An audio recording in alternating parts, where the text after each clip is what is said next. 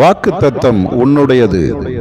அன்பு பிள்ளையே, உனக்கு இருக்கிற தாளந்துகள், திறமைகள், உனக்கு இருக்கும் அறிவு எல்லாவற்றையும் நீ உனக்காக பயன்படுத்தி கொண்டிருக்கிறாய். உன்னுடைய வாழ்வை வளப்படுத்தவும் உன்னை மற்றவர்களுக்கு முன்பாக மேன்மையாய் காண்பிக்கவும் அதை பயன்படுத்துகிறாய். உனக்கு அறிவையும் புத்தியையும் ஞானத்தையும் பலனையும் திறமைகளையும் கொடுத்த எனக்கு உன்னாலே என்ன பிரயோஜனம் உண்டு?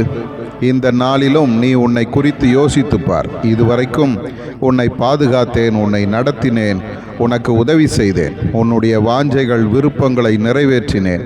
இவை எல்லாவற்றையும் அனுபவித்த நீ எனக்கு நன்றி உள்ளவனாய் பிரயோஜனம் உள்ளவர்களாய் வாழ்ந்திருக்கிறாயா? இன்றைக்கு உலக மனிதர்கள் எப்படி இருக்கிறார்கள் என்பது ஒரு பொருட்டல்ல. நீ எப்படி இருக்கிறாய் யோசித்துப்பார்.